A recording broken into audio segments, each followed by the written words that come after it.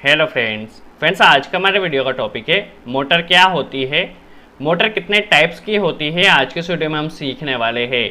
आज के वीडियो में हम सभी टाइप की मोटर के बारे में सीखने वाले हैं। मोटर कितने टाइप्स की होती है, किस मोटर की क्या एप्लीकेशंस होती है, किसे कहाँ पे कनेक्ट किया जाता है, सब कुछ आज के वीडियो में हम सीखने वाले हैं।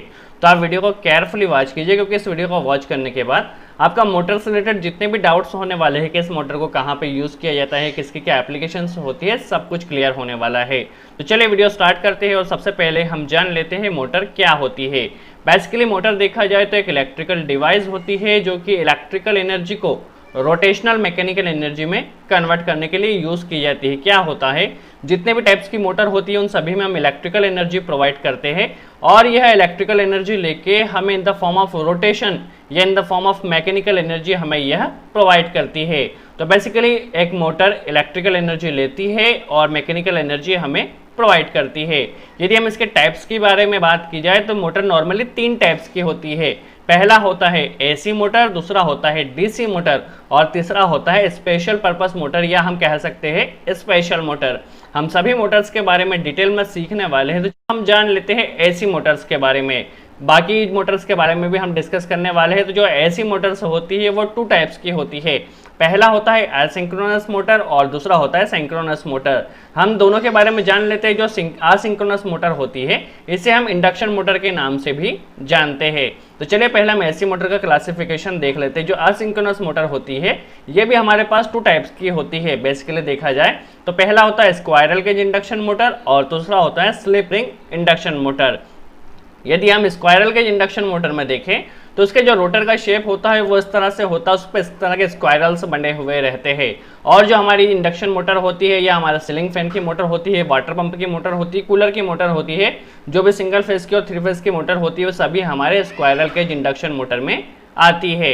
यदि हम स्लिप रिंग इंडक्शन मोटर की बात कीजिए तो इसके रोटर्स के ऊपर इस तरह के स्लिप रिंग्स बने हुए होते हैं। तो जहां पर भी हमें एडजस्टेबल स्पीड की रिक्वायरमेंट होती है वहां पर हम स्लिप रिंग इंडक्शन मोटर का यूज़ करते हैं।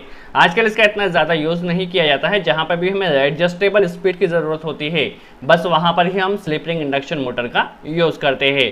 चलिए अब हम जानते हैं सिंक्रोनस मोटर के बारे में। जो सिंक्रोनस मोटर होती है तो जहां पर भी हमें कांस्टेंट स्पीड या फिक्स्ड स्पीड की ज़रूरत होती है वहां पर हम बेसिकली सिंक्रोनस मोटर का यूज़ करते हैं। जहां पे भी हमें जरा सा भी वेरिएशन नहीं चाहिए होता है वहां पर हम सिंक्रोनस मोटर का यूज़ करते हैं। बेसिकली इसी एप्लीकेशंस के कारण फिक्स्ड स्पीड पर रन होने के कारण हम इस जो सिंक्रोनस मोटर होती है जहां पे भी हमें लार्ज रेटिंग के जो कंप्रेसर होते हैं या प्रिंटिंग मशीन होती है जहां पे हमें एकदम एक्यूरेट फिक्स्ड स्पीड चाहिए होती है वहां पर हम सिंक्रोनस मोटर का यूज़ करते हैं। इसका यूज़ बेसिकली हम जनरेटिंग स्टेशन जो होता है वहां पर पावर फैक्टर इंप्रूवमेंट के लिए भी यूज़ करते हैं। क्या होता है, नॉर्मल पावर फैक्टर इंप्रूवमेंट के लिए हम कैपेसिटर कनेक्ट करते हैं, बट जो जनरेटिंग स्टेशन होता है वहां पर बड़ी बड़ी हमारी मोटरें रन होती है तो हम उन मोटर से मोटर का फंक्शन भी ले सकते हैं और उससे हमारा पावर फैक्टर भी मेंटेन होता है। इसीलिए जो जनरेटिंग स्टेशन होता है वहां पर पावर फैक्टर इंप्रूवमेंट के लिए हम बेसिकली सिंक्रोनस मोटर को कनेक्ट करते हैं। यदि हम डीसी मोटर की बात करें तो डीसी मोटर हमारी बेसिकली देखा जाए तो 4 टाइप्स की होती है जिन्हें हम अभी सीख लेते हैं। पहला टाइप होता है परमानेंट मैग्नेट डीसी मोटर, दूसरा होता है डीसी शंट मोटर, तीसरा होता है डीसी सीरीज मोटर और चौथा होता है कंपाउंड मोटर। चलिए इनके बारे में भी हम सबसे पहले जान लेते हैं परमानेंट मैग्नेट डीसी मोटर के बारे में। तो जो परमानेंट मैग्नेट डीसी मोटर होता है इसके अंदर क्या होता है, फील्ड वाइंडिंग नहीं होती है और फील्ड वाइंडिंग की जगह पे परमानेंट मैग्नेट इसके अंदर रखे होते हैं। परमानेंट मैग्नेट इसके अंदर इंस्टॉल किए जाते हैं। बेसिकली इसकी जो स्पीड होती है वो काफ़ी हाई होती है और स्पीड बेसिकली साइज काफ़ी छोटा होता है। स्पीड हाई होने के कारण और इसका साइज छोटा होने के कारण बेसिकली इसे हम हेयर ड्रायर में या स्मॉल जो हमारे फैन होते हैं जो VFD में कनेक्ट किए जाते हैं उसमें इसका यूज़ किया जाता है, या बच्चों के लिए जो टॉयज कार होती है वेस्ट में भी हम basically permanent magnet DC motor का यूज़ करते हैं। इसके बाद यदि हम अगले मोटर के बारे में बात की जाए तो डीसी शंट मोटर होती है। डीसी शंट मोटर में क्या होता है, मैग्नेटिक फील्ड को स्ट्रॉन्ग करने के लिए हम क्या करते हैं, आर्मेचर के पैरेलल में जैसा शंट दिया गया है तो पैरेलल में फील्ड वाइंडिंग के साथ हम इलेक्ट्रोमैग्नेट्स कनेक्ट करते हैं ताकि इसके मैग्नेटिक फील्ड को और भी ज़्यादा मजबूत किया जा सके।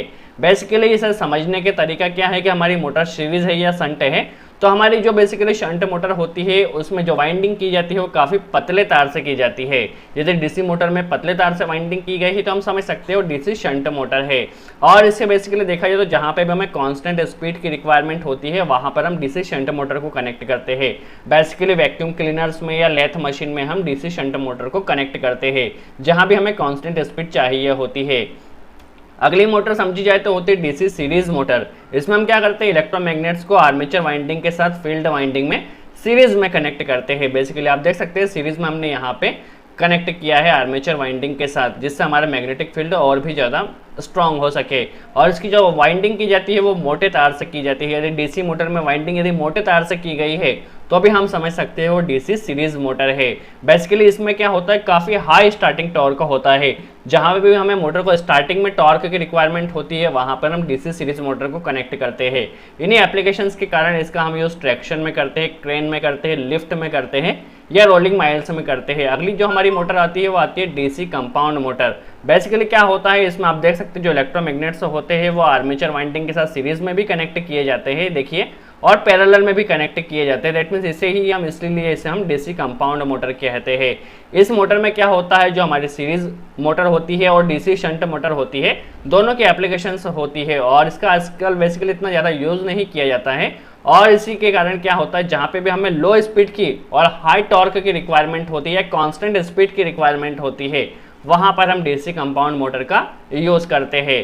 बेसिकली जो डीसी कंपाउंड मोटर होती है उसे प्रेशर ब्लोअर्स में या एलिवेटर्स में या पिंच ब्रेस करने के लिए इसका यूज़ हम डीसी कंपाउंड मोटर का करते हैं। अब अगली मोटर हमारी आती है स्पेशल पर्पस मोटर या स्पेशल मोटर। यदि स्पेशल मोटर देखी जाए तो ये 5 टाइप की होती है। पहला होता है यूनिवर्सल मोटर, दूसरा होता है स्टेपर मोटर, तीसरा होता है servo motor, brushless DC motor और लीनियर मोटर। चलिए सभी के बारे में हम पहले जान लेते हैं स्पेशल पर्पस मोटर के बारे में। सबसे पहली हमारी आती है यूनिवर्सल मोटर। तो जो यूनिवर्सल मोटर होती है वो एसी सप्लाई पे भी वर्क करती है और डीसी सप्लाई पे भी वर्क करती है। इसमें क्या होता है, जो स्टार्टिंग टॉर्क होता है वो काफ़ी हाई होता है। दैट मीन्स जैसे ही हम मोटर को स्टार्ट करते हैं या फुल स्पीड में चली जाती है और इसकी स्पीड काफ़ी हाई होती है। तो high speed and high torque के कारण हम इसका यूज़ ड्रिल मशीन में करते हैं या मिक्सर ग्राइंडर में करते हैं, जहाँ पे भी हमें हाई टॉर्क और हाई स्पीड की रिक्वायरमेंट होती है। इसका साइज काफ़ी छोटा होता है। बेसिकली जो यूनिवर्सल मोटर होती है वो एसी सप्लाई पे भी वर्क करती है और डीसी सप्लाई पे भी वर्क करती है। अगली मोटर हम समझे तो वो होती है स्टेपर मोटर। बेसिकली जो स्टेपर मोटर होती है वैसे हम डिजिटल कंट्रोल मोटर भी कह सकते हैं या स्टेप मोटर के नाम से भी इसे जाना जाता है। तो जहाँ पे भी हमें किसी भी जो डिवाइस होती है उसे फिक्स्ड एंगल में रन करवाना होता है, जहाँ पे हमें किसी चीज़ को एंगल वाइज रन करवाना होता है वहाँ पर हम स्टेपर मोटर कनेक्ट करते हैं। जैसे हमारे जो रोबोट्स होते हैं उसके लेग्स को या हैंड होता है उसे हमें फिक्स्ड एंगल में रन करवाना होता है, इसीलिए हम वहाँ पर स्टेपर मोटर को कनेक्ट करते हैं। इसके साथ एक कंट्रोलर भी आता है जो इसके कंट्रोल जो एंगल होता है उसे कंट्रोल करता है, उसके मूवमेंट को कंट्रोल करता है। इसीलिए इसका जो रोबोट जास होते हैं वहाँ पे यूज़ किया जाता है और प्रिंटर्स में भी स्टेपर मोटर का यूज़ किया जाता है। अगली मोटर हमारी होती है सर्वो मोटर। तो बेसिकली इस जो सर्वो मोटर होती है इसे हम बेसिकली कंट्रोल्ड मोटर के नाम से भी जान सकते हैं। तो जहाँ पे भी हमें किसी डिवाइस को इंस्टेंट स्टार्ट इंस्टेंट स्टॉप करना होता है वहाँ पर हम सर्वो मोटर को कनेक्ट करते हैं। जैसे ही हम मोटर को स्टार्ट करते हैं तो जो हमारी सर्वो मोटर होती है वो एकदम जो उसकी फुल स्पीड होती है फुल स्पीड में आ जाती है और जैसे ही उसे स्टॉप करते हैं तो हमारी मोटर इंस्टेंट स्टॉप होती है। तो जहाँ पर भी हमें किसी डिवाइस को इंस्टेंट स्टार्ट एंड स्टॉप करना होता है वहाँ पर हम सर्वो मोटर को रन करते हैं। इससे जो हमारी मोटर रन करती है वो फिक्स्ड स्पीड में रन करती है और हाई टॉर्क के साथ इस हमारी मोटर जो होती है वह रन करती है।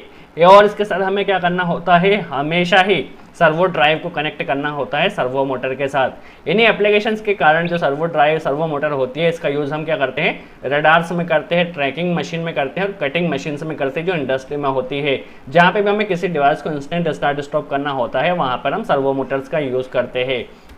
इसके बाद अगली मोटर हमारी आती है ब्रशलेस डीसी मोटर। इसमें बेसिकली क्या होता है, जो ब्रशलेस डीसी मोटर होता है इसमें कोई भी ब्रश हम यूज़ नहीं करते हैं।